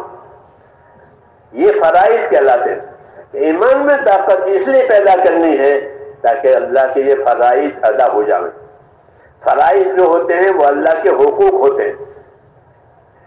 نماز اللہ کا حق ہے، زکوٰۃ اللہ کا حق ہے، روزہ اللہ کا حق ہے، حج اللہ کا حق ہے، حلال کمانا یہ اللہ کا حق ہے۔ یعنی یہ چیزیں اللہ نے ہم پر لاگو کی ہے کہ یہ میرے حق ہیں، اس کو ادا کرو۔ بات سمجھ رہے ہیں؟ ہم اپنے بیان میں دین سمجھاتے ہیں مسلمانوں کو، خالی نکلنا نہیں سمجھاتے کہ نکل جاؤ نکل جاؤ۔ دین سمجھو اور نکلو، دین سمجھو اور نکلو تاکہ دوسروں کو دین سمجھاؤ۔ ہاں، نکلنے کا یہ لوگ ہے کہ دین سمجھو اور پھر نکلو تاکہ جن کے پاس نہیں ان کو سمجھاؤ، تاکہ یہ دعوت بنے۔ ورنہ دعوت کیسے بنے جب خود ہی نہیں سمجھا ہے تو کیا سمجھے گا؟ اس لیے میرے دوستوں یہ پہلا کام ہے کہ اپنے ایمان میں قوت پیدا کرنی ہے، اپنے اندر خدا کا خوف پیدا کرنا ہے، اپنے اندر آخرت کی فکر پیدا کرنی ہے۔ ایمان کی ترقی کا یہ مطلب ہے۔ ہر صحابی یوں کہتے تھے کہ انما ہممنا الآخرہ، ہماری ساری فکریں اپنے آخرت بنانے کی ہے، یہ کہتے تھے۔ ساری فکریں ہماری آخرت بنانے کی ہے۔ یہ ایمان کی علامت ہے کہ ایمان والا آخرت سے ڈرتا ہے، آخرت والے میں فکر ہوتا ہے۔ جی ہاں، کہ میرے سامنے آخرت آنے والی، آج نہیں تو کل۔ تو ایمان کا تقاضا یہ ہے کہ اپنے ایمان کو تازہ کرو تاکہ آخرت کے کام آسان ہو جائیں۔ تو ایک تو ایمان میں طاقت پیدا کرنی ہے کہ اللہ کے راستے میں پھرنے کی وجہ سے ایمان میں طاقت آئے گی، آخرت کی فکر پیدا ہوگی، آخرت کا دھیان بنے گا، آخرت سیکھنے کی طرف توجہ ہوگی، تو اب آخرت کے لیے کرے گا۔ جو چیزیں چھوٹ گئی ہے وہ بھی ادا کرے گا، جو کرنی ہے وہ بھی کرے گا۔ کیوں کہ اب دھیان صحیح ہو گیا۔ بہت سے لوگوں نے اللہ کے راستے میں نکل کر برسوں کی نمازیں قضا پڑھی ہے۔ ہاں، بعضوں کو تو میں جانتا ہوں کہ 20 برس کی نماز قضا پڑھی۔ ایک ہمارا ساتھی ہے، مجھے کہتا کہ 5 سال کی نمازیں چھوٹ گئی ہے۔ میں نے 5 سال نماز نہیں، ابھی ہے وہ۔ میں نے کہا نماز پڑھنا شروع کر دو، قضا پڑھنا شروع کر دو، اللہ تمہیں زندگی دے گا تو 5 سال کی نمازیں پوری ہو جائے گی۔ تو وہ چل رہی ہے، وہ یہ چل رہی ہے اس کی نمازیں۔ یہ کیا بات ہوئی کہ ایمان میں طاقت آئی ہے۔ جب ایمان میں طاقت آئی تو جو ایمان کے کام رکے ہوئے ہیں وہ چلیں گے، جو چھوٹے ہوئے ہیں وہ عمل میں آئیں گے۔ ایمان کی طاقت کا یہ مطلب ہے کہ جو کام چھوٹ گئے ہیں وہ اب ادا کرے گا، جو رہ گئے ہیں اس کو پورا کرے گا۔ اس لیے کہا اپنے ایمان میں طاقت پیدا کرو۔ یہ عمل اپنے ایمان میں طاقت پیدا کرنے کے لیے کہ اللہ کے راستے میں پھرو، فضائل کو سنو، فضائل کو سنو۔ کس کو سنو؟ فضائل کو سنو۔ جب فضائل سنو گے تو عمل کرنے کی طاقت پیدا ہوگی۔ فضائل اللہ نے اس لیے نازل کی ہے تاکہ مسلمان فضیلت سن کر کے عمل کرنے کے لیے تیار ہو جاتا ہے کہ دیکھو تم یہ دعا پڑھو گے تو یہ ہو جائے گا۔ کہ جب گھر سے نکل کر دعا پڑھو گے، بسم اللہ توکلت علی اللہ ولا حول ولا قوت الا باللہ، یہ دعا پڑھ کر گھر سے نکلے، یہ سنت ہے، تو کیا ہوگا کہ فرشتہ خبر دے گا کہ ہدیت وکفیت ووقیت۔ دعا پڑھنے والے سے کہہ رہے، دعا پڑھنے والا نہیں جانتا بیچارہ کہ مجھے کیا کہا جا رہا ہے، لیکن فرشتہ بشارت دے رہا ہے تو نے یہ سنت دعا پڑھی ہے گھر سے نکلتے وقت تو ہدی تھا وہ وقی تھا وہ کوفی تھا. یہ مثال دے رہا ہوں میں فضیلت کی. تو نے یہ دعا پڑھی، تجھے ہدایت ہو چکی، اب تجھے ہدایت ملے گی. وقی تھا، تیری حفاظت ہو جائے گی. وہ کوفی تھا، جس کام کے لیے گھر سے نکلا ہے وہ کام بھی ہو جائے گا. کتنی بڑی بات ہے. کس کام کے لیے تو آدمی گھر سے جاتا ہے فجر میں اٹھ کر کے، یا کسی وقت یا کوئی کام ہے جا رہا ہوں، کورٹ کچہری کا کام ہے، دوسرا کام ہے، اور یہ دعا پڑھ کر جا رہا ہے تو دعا کی یہ فضیلت، دعا کی یہ فضیلت کہ فریضہ کہے گا ہدی تھا وہ کوفی تھا وہ وقی تھا، تو سیدھے راستے پر آ گیا، تیری ضرورتیں پوری ہو جائے گی اور تیری مدد ہو جائے گی. اب کیا چاہیے بتاؤ؟ لیکن پڑھتے ہو نہیں پڑھتے ہیں. آج سے شروع کرنا. دعوت دے رہا ہوں، آپ کو دعوت دے رہا ہوں کہ آج سے شروع کرنا کہ گھر سے نکلے بسم اللہ توکلت علی اللہ ولا حول ولا قوت الا باللہ. کوئی لمبی دعا ہے؟ کوئی لمبی ہے کہ یاد کرنی پڑے گی؟ مسلمان کو یہ کلمات جلدی یاد ہو جاتے ہیں کیونکہ وہ قرآن پڑھتا ہے، دعائیں پڑھتا ہے، تو یاد جلدی ہو جاتی ہے. تو اس کی یہ فضیلت کی مثال ہے. آج ہم نے فضیلتوں کو جاننا چھوڑ دیا ہے، اس لیے زندگی عمل سے کوری ہو رہی ہے. اگر فضیلتیں جانو تو زندگی عمل سے آباد ہو جائے گی. ہاں، نبیوں کو اللہ نے فضائل اس لیے بتائے تھے کہ امت کو علم و ذکر کے نام پر فضائل سناؤ تو امت عمل کے لیے تیار ہو جائے گی. جیسے میں نے یہ دعا سنائی نا آپ کو، یہ اس دعا کی یہ فضیلت ہے، فرشتہ بشارت دے رہا ہے. ہاں. ایسے ایک آدمی نے فجر کی نماز پڑھی، یہی سے کام شروع ہو گیا نا فجر سے، کہ فجر کی نماز پڑھی، کہ فجر کی نماز پڑھنے والے کو کیا ملے گا؟ کہ جس نے فجر کی نماز پڑھی اللہ اس کا ضامن. جیسے لوگ ضامن بنتے ہیں نا عدالتوں میں، ضمانت پر چھوڑاتے ہیں کہ میں اس کا ضامن، اس کو چھوڑو، اس کی حفاظت میری، اب یہ گناہ نہیں کرے گا، میں ضامن ہوں. تو جو فجر کی نماز پڑھے گا اللہ اس کا ضامن، کہ اللہ اس کی حفاظت کرے گا شیطانوں سے، دوسری چیزوں سے. اللہ کہتے ہیں میں اس کا ضامن ہوں جو فجر کی نماز پڑھے. من صلی صلاۃ الصبح فہو فی ضمان، کہ جو آدمی صبح کی نماز پڑھے گا تو وہ اللہ کی ضمان میں اور حفاظت میں آ گیا. اللہ نے کہا میں اس کا ضامن ہوں، میں اس کی حفاظت کرنے والا ہوں. تو فجر کی نماز کی یہ فضیلت ہے کہ اللہ کی حفاظت میں آ گیا. اس نے فجر پڑھی ہے. حجاج بن یوسف ایک ظالم بادشاہ تھا. جب اسے ہم نے کوئی آدمی لایا جاتا تھا سزا کے لیے، تھا تو وہ ظالم لیکن دین سمجھتا تھا، تابعین میں سے ہے. تو اس نے فجر کی نماز پڑھی ہے کہ ہاں، کہ جو فجر کی نماز پڑھے اللہ اس کا ضامن ہے، اسے میں اس کو نہیں چھوڑوں گا. وہ جانتا تھا کہ اللہ نے کیا کہا ہے کہ جو مسلمان فجر کی نماز پڑھے گا اللہ اس کا ضامن ہے، اللہ اس کی حفاظت کرنے والا ہے، وہ اللہ کی حفاظت میں آ جاتا ہے. تو کہا میں اس کو قتل نہیں کروں گا، یہ فجر کی نماز پڑھ کر آیا ہے اور یہ اللہ اس کا ضامن ہے، میں اللہ کی ضمان کو نہیں توڑ سکتا. یہ باتیں سمجھنے کی ہے، اس کو فضائل کہتے کہ فجر کی نماز پڑھنے والا اللہ کی حفاظت میں آ گیا. سمجھ میں آئی نا بات؟ یہ فضیلت کی مثالیں ہیں. اس لیے میرے دوستو فضائل کا علم و ذکر میں یہ دعوت ہے کہ ایک ایک مسلمان اپنے عمل کی فضیلت جانے تاکہ وہ اپنے عمل کو برباد نہ کرے. جو اپنے عمل کی فضیلت نہیں جانے گا وہ عمل کو برباد کرے گا. جیسے چھوٹے بچے کسی چیز کی قیمت نہیں جانتے تو کھو دیتے ہیں اس کو. چابی لے گیا اور چابی کھو کے آیا، بچہ ہوتا ہے نا، گاڑی کی چابی دی، گھر کی ضرورت کی چابیاں دی، اور کھیلنے کے لیے کھو کے آ گیا. وہ چابی کہاں ہے کہ یہ لے گیا تھا. اب ڈھونڈتے رہو، کیوں؟ بچے کو چابی کی کوئی اہمیت نہیں ہے، اس کے ماں باپ کو معلوم ہے چابی کی کیا اہمیت ہے. ایسے ہم کو عمل کی اہمیت نہیں آئے گی جب تک ہم فضائل نہیں جانیں گے. میں نے کہا جی فجر کی نماز کی فضیلت ہے، ابھی نماز ہی پڑھی اور کچھ نہیں کہا، وہ اللہ کی حفاظت میں آ گیا۔ جی ہاں یہ ہے۔ تو شیطان سے بچنے کے لیے اور فتنوں سے بچنے کے لیے اللہ کی حفاظت کی ضرورت ہے۔ جب اللہ کی حفاظت میں آئے گا تو فتنوں سے بچے گا، شیطانوں سے بھی بچے گا۔ کیا آیت الکرسی پڑھ کر سو جاؤ، کیا پڑھ کر؟ آیت الکرسی یاد ہے نا، بچوں کو یاد ہے ماشاءاللہ، کہ آیت الکرسی پڑھ کر سو جاؤ، فرشتہ حفاظت کے لیے کھڑا ہو جائے گا۔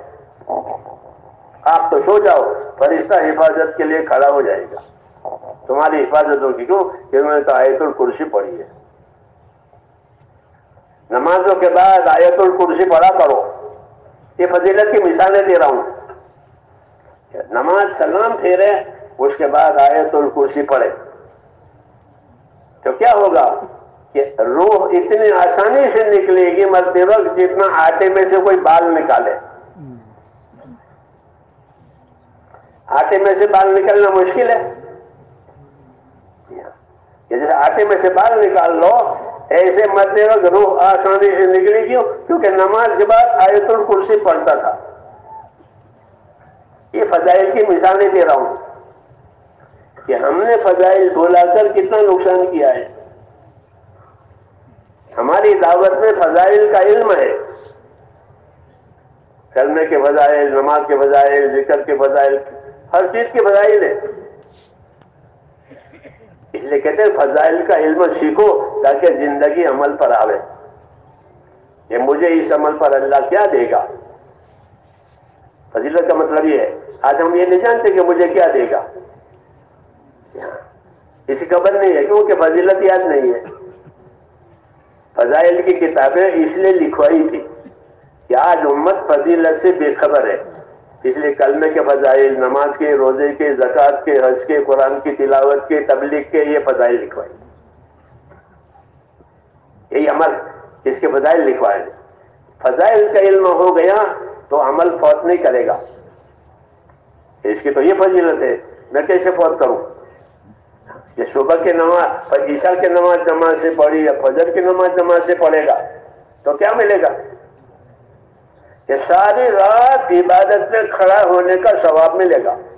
کہ عشاء بھی پڑھی جماعت سے، سو گیا، اٹھ کے فجر بھی جماعت سے پڑھی، تو ایسے آدمی کو ساری رات عبادت کرنے کا ثواب ملے گا۔ آپ سوچو ساری رات عبادت کرنا آسان ہے؟ اگر ایک آدھ دن کھڑے بھی ہو گئے تو روز روز آسان ہے؟ لیکن اللہ نے آسانی کر دی کہ عشاء جماعت سے پڑھو پھر سو جاؤ اور اٹھ کے فجر جماعت سے پڑھو، تو ساری رات عبادت پہ گزر گئی۔ کتنا آسان ہے، کتنا آسان ہے اپنی راتوں کو عبادت بنانا، اپنے دنوں کو عبادت بنانا۔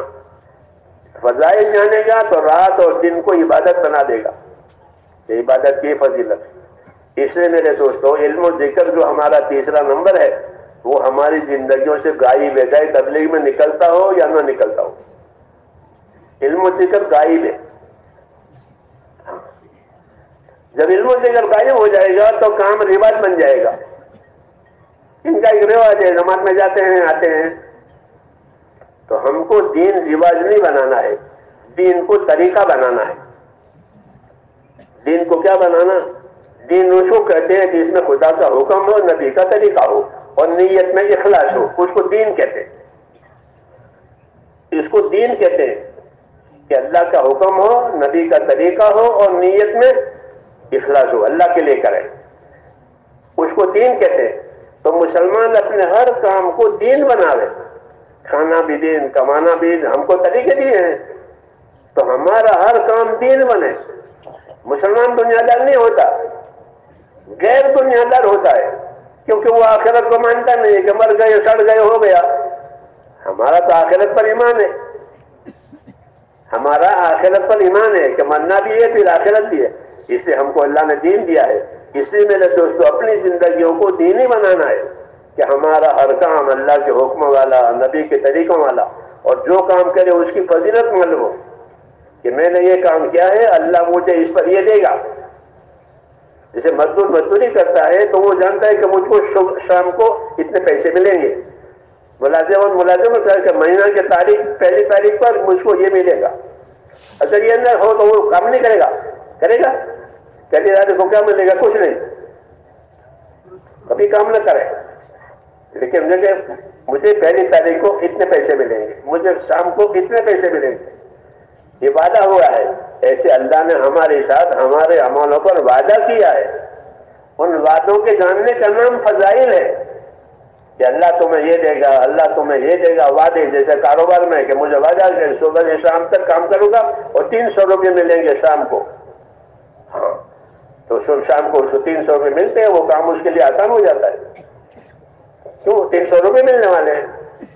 ایسے میں جب اللہ کے وعدوں کا یقین مسلمان کو ہو جائے گا تو دین کے کام آسان ہو جائیں گے کہ مجھے خدا یہ دینے والے، مجھے خدا یہ دینے والے۔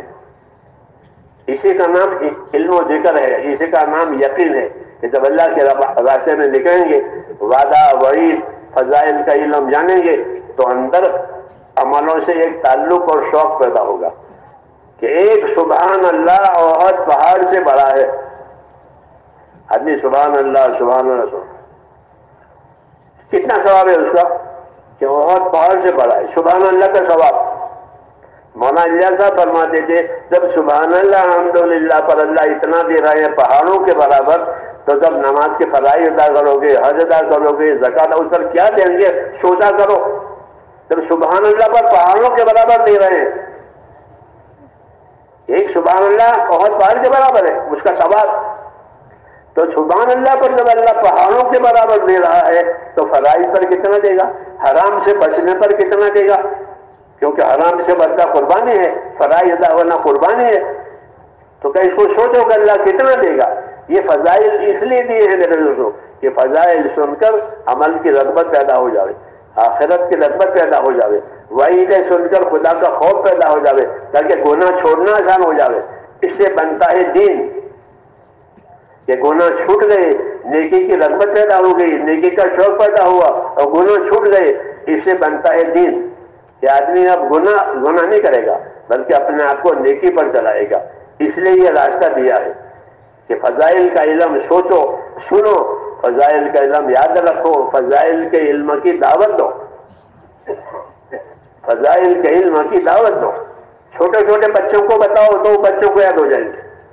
ہمارے حضرت جی رحمۃ اللہ علیہ کے یہ پوتے ہیں نا ابھی، تو چھوٹا بہت چھوٹا تھا تو ہمارے ساتھ کھانا کھانے تک کہ جب کھانا تو اس کا پیالہ تو چاٹے چاٹ کر کے صاف کرنا سنت ہے، تو وہ پیالہ چاٹ رہا اور چاٹتے تھے کہ جب پیالہ چاٹو گے تو پیالہ دعا دے گا۔ یہ فضیلت ہے، یستغفر له القصع، کہ جو پیالے کو چاٹ لیتا ہے تو پیالہ اس کے لیے مغفرت کی دعا کرتا ہے۔ یہ فضیلت ہے پیالہ چاٹنے کی، تو وہ چھوٹا تو پیالہ چاٹے رہنے ہوتے ہیں کہ یہ دعا کرے گا۔ ہاں بچوں کو فضائل بتاؤ، ان کو عمل کا شوق پیدا ہوگا اور آپ کو دعوت بھی دے گا کہ پیالہ چاٹو گے تو پیالہ جو ہے مغفرت کی دعا دے گا۔ یستغفر له القصع، حدیث میں یہ فضائل ہے کہ بچوں کو بتاؤ گے تو بچے کام کے ہو جائیں گے۔ ہاں کیوں کہ اس کو فضیلت معلوم ہو گئی۔ تو میرے بھائیوں فضائل کا جو علم ہے وہ عمل میں قوت پیدا کراتا ہے، اور مسائل کا جو علم ہے اس سے عمل صحیح ہوتا ہے۔ اس لیے مسائل بھی جاننے ہیں تاکہ عمل صحیح ہو جائے کہ یہ جائز ہے، یہ ناجائز ہے، یہ صحیح ہے، یہ صحیح ہے۔ اور فضائل کہ فضائل کے جاننے سے شوق پیدا ہوگا، اس لیے ہمارے کام میں فضائل رکھتے ہیں، بلکہ اس 5 ارکان کے فضائل لکھوائے ہیں، کلمے کے، نماز کے، روزے، زکوٰۃ، حج، قرآن، ذکر، اس کے فضائل لکھوائے ہیں تاکہ امت میں یہ چیز چلے اور امت کی فضیلت یاد کر اپنے آپ کو ان کاموں کی پابند کرے۔ تو علم و ذکر کا استعمال کرنا ہے کہ علم و ذکر کا یہی مطلب ہے کہ جو عمل کرے اس کی فضیلت، جو عمل کرے اس کا طریقہ، دونوں، عمل کی فضیلت بھی ہو، عمل کا طریقہ بھی ہو، تاکہ کیونکہ جو عمل طریقے کے خلاف ہوگا اس کا فضیلت نہیں ملے گی، غلط عمل ہے، وہ طریقے کے مطابق ہے تو فضیلت ملے گی۔ اس لیے میرے دوستوں اس کام کی یہ غرض ہے کہ ہماری زندگی علم و ذکر والی بنے، خالی نکلنے والی نہیں۔ اس لیے کہ خالی چکی چلاؤ گے تو کیا کھاؤ گے، آٹا رہے گا، آتا نہیں آئے گا، وہ تو اندر ڈالنا ہے پھر چلانا ہے۔ تو ہمارا چلنا پھرنا علم و ذکر کے ساتھ ہو کہ سیکھیں، سکھاویں، فضیلت یاد کریں، فضیلت یوتوں کو بلائیں، عمل کا صحیح طریقہ بتائیں، تو یہ ہمارا پھرنا ایسا ہوا جیسے چکی میں ڈالا اور نکالا، چکی میں ڈالا اور نکالا، دانے ڈالے آٹا نکالا، بس اب پیٹ بھرو کھا لو۔ یہ علم و ذکر کے ساتھ تبلیغ ہے، بغیر علم و ذکر کے تبلیغ نہیں ہے۔ جیسے بغیر دانے کے چکی نہیں ہے، دانے ڈالو آٹا نکالو تو آپ کا کام ہو جائے گا۔ تو ہم حرکت بھی کریں اللہ کے راستے میں اور علم و ذکر کے ساتھ حرکت کریں کہ سیکھیں، سکھاویں، یاد کریں، یاد کراویں، یاد کرنے کی دعوت دیں، یہ مطلب ہے علم و ذکر کا۔ اس کے ساتھ ہماری دعوت ہو، ہمارا پھرنا ہو۔ تو ایسا ہے کہ ایک چکی میں کوئی چیز ڈالی، اب چکی کو گھمایا، اب چاروں طرف کھانے کی چیزیں پر یاد آئے گا۔ اس لیے یہ طریقہ سنت ہے نبیوں کا کہ دعوت لے کر کے پھرو تاکہ زندگی میں بھی دین آوے، اور جس کو دعوت دو گے اس کی زندگی میں بھی دین آئے گا کہ بھائی تو یہ کر، تجھے بھی یہ ملے گا، ہم یہ کر رہے ہیں ہم کو ملے گا۔ یہ چکی میں جو بھی دانے ڈالے اس کی چکی میں آٹا آئے گا، جو بھی ہو چکی میں دانے ڈالے اور چکی چلا رہا ہے تو آٹا ضرور آئے گا۔ یہ ہے ویسے ہی ہماری یہ کام ہے کہ نقل و حرکت اور اللہ کے راستے میں پھرنا علم و ذکر کے ساتھ، خالی پھرنا نہیں، علم و ذکر کے ساتھ سیکھو، سکھاؤ، یاد کرو، یاد کراؤ، فضائل سنو، فضائل سناؤ، طریقے معلوم کرو عالموں سے۔ کسی چیز کا طریقہ نہیں معلوم ہے تو عالموں سے پوچھو کہ صلاۃ التسبیح پڑھنے کا کیا طریقہ ہے، صلاۃ التوبہ پڑھنے کا کیا طریقہ ہے، صلاۃ الحاجت پڑھنے کا کیا طریقہ ہے، عید کی نماز پڑھنے کا کیا طریقہ ہے۔ طریقے ہوتے ہیں عملوں کے، تو وہ علماء بتائیں گے، جاننے والے بتائیں گے۔ رواج ہے دنیا میں پوچھنے والوں کو بتاتے ہیں۔ تو ریلوے اسٹیشن کہاں ہے تو کوئی بھی بتا دے گا، رواج ہے بھائی ریلوے اسٹیشن کہاں کے یہاں، پوسٹ آفس کہاں کے یہاں، کوئی منع نہیں کرے گا دنیا میں، کرے گا کہ بھائی ریلوے اسٹیشن کہاں، کوئی بھی بتاوے۔ تو دنیا میں طریقہ ہے کہ آپ پوچھو گے تو بتانے والے ملیں گے۔ جی ہاں، اس لیے کہا دین کی باتیں پوچھا کرو، دین کی باتیں پوچھا کرو تو تاکہ جس دین سے ہم محروم ہیں وہ زندگی میں آئے۔ پوچھو گے تو زندگی میں آئے گا، نہیں پوچھیں گے تو کیسے زندگی میں آئے گا۔ تو پوچھنا ہی علم و ذکر ہے کہ ہماری تبلیغ علم و ذکر کے ساتھ ہو، پوچھنا ہو، یاد کرنا ہو، پھر دوسروں کو بتانا ہو، اس سے جہالت دور ہوگی۔ تبلیغ جہالت دور کرنے کے لیے ہے۔ رسول صلی اللہ علیہ وسلم کا دنیا میں آنا جاہلیت کو ختم کرنے کے لیے ہے۔ آپ آئے تو جاہلیت کا زمانہ تھا، کہ نہیں، زمانہ ہی جاہلیت، پھر زمانہ ہی اسلام ہو گیا، زمانہ ہی بدل گیا۔ آپ کی دعوت سے، آپ کی تعلیم سے جب کون جاتے زمانہ ہی اسلام، مطلب زمانہ ہی جاہلیت۔ ایسے زندگیوں میں ابھی جہالت ہے، جب اللہ کے راستے میں پھریں گے تو جہالت ختم ہوگی، اسلام آئے گا، حکم والی زندگی ہوگی، فضیلت والی زندگی ہوگی، قربانی والی زندگی ہوگی۔ اللہ کے راستے میں نہیں گیا، جاہلیت والی ختم۔ اب دوسروں کی خدمت کرے گا، دوسروں کی مدد کرے گا، دوسروں پر احسان کرے گا، اپنا حق معاف کرے گا، دوسروں کا ادا کرے گا۔ یہ ہوگی بات تبلیغ کی وجہ سے کہ میرا حق ہے معاف، تیرا حق ہے لے جا، تیرا حق ہے مجھ سے لے جا، میرا ہے جا معاف۔ تو یہ کیا ہوا کہ احسان کیا اور حق ادا کیا۔ اللہ یہ حکم دے کہ احسان کرو، حق ادا کرو، احسان کرو، حق ادا کرو۔ یہ اسلامی زندگی کہلاتی ہے، سمجھ میں آئی نہیں؟ اس لیے میرے بھائیوں اس کام میں پھرنا بھی ہے اور کام کو سمجھنا ہے۔ جو سمجھ کر کرے گا کبھی نہیں چھوڑے گا، اور جو بغیر سمجھے کرے گا وہ چھوڑ دے گا۔ آج ہی ہو رہا ہے کہ کچھ دن چلے پھر چھوڑ دیا، کیوں کہ سمجھے ہی نہیں تھے۔ سمجھتا تو کبھی نہیں چھوڑتا۔ 100 کے نوٹ کو 100 کا نوٹ سمجھے وہ چھوڑے گا؟ چھوڑے گا نہیں چھوڑے گا۔ اور چھوٹا بچہ 100 کا نوٹ لے کے کھو کے آئے گا، ہاں کیوں کہ وہ جانتا ہے 100 روپے کیا ہوتے ہیں، اس کے باپ کو معلوم ہے 100 روپے کیا ہوتے ہیں۔ تو آج یہی بات ہے، جو دین کو دین سمجھے گا وہ کبھی نہیں چھوڑے گا، اور جو نہیں سمجھے گا بیچارہ وہ چھوڑ دے گا۔ اس لیے کہتے ہیں اللہ کے راستے میں پھرو اور اپنے دین کو دین سمجھو۔ دین کا ترجمہ عربی میں ہوتا ہے بدلہ، دین دال یہ نون، اس کا کیا ترجمہ ہے؟ کہ بدلہ، کہ اللہ کی طرف سے دین پر بدلہ ملے گا۔ اگر دین اچھا بنایا ہے تو اچھا بدلہ ملے گا، دین بگاڑا ہے تو برا بدلہ ملے گا۔ دین کے معنی ہی بدلے کے، جس نے دین کو بگاڑا اس کا برا بدلہ، جس نے دین کو صحیح کیا اس کا اچھا بدلہ۔ دین کا ترجمہ ہی بدلہ ہے کہ بدلہ ملے گا اچھا یا برا۔ اس لیے ہوشیار رہنا ہے کہ اللہ کی طرف سے ہمیں اچھے بدلے ملے، ایمان کے، عبادت کے، اخلاق کے، کہ اچھے سے اچھے بدلے اللہ دے رہے ہیں، بہترین بدلہ اللہ دیتا ہے۔ اس لیے اس کام کو سمجھ کر کرنا ہے، اور سمجھ کرنے کے لیے بار بار نکلنا۔ یہ فرماتے رہے کہ اللہ کے راستے میں بار بار نکلو تاکہ سمجھ صحیح ہو جائے، دین کی سمجھ صحیح ہو جائے، اور دین کو صحیح سمجھ لوگوں کو سمجھا سکو۔ بار بار اللہ کے راستے میں جاؤ تاکہ دین کی سمجھ آئے۔ جس کے ساتھ اللہ بھلائی کا ارادہ کرے گا اس کو اپنے دین کی سمجھ دے گا، حدیث شریف ہے۔ تو ہم جب محنت کریں گے تو اللہ کا ارادہ بھی ہمارے ساتھ بھلائی کا ہو جائے گا، پھر بھلائی ملے گی۔ تو کریں گے انشاءاللہ، نیت کرو کہ انشاءاللہ سب کریں گے، اور اس کے لیے اپنے آپ کو نقد تیار کرنا ہے، کیونکہ کام تو کام کرنے سے ہوگا، بات سے بات ہوگی، کام سے کام ہوگا، اس لیے اپنے آپ کو عمل پر تیار کرنا ہے۔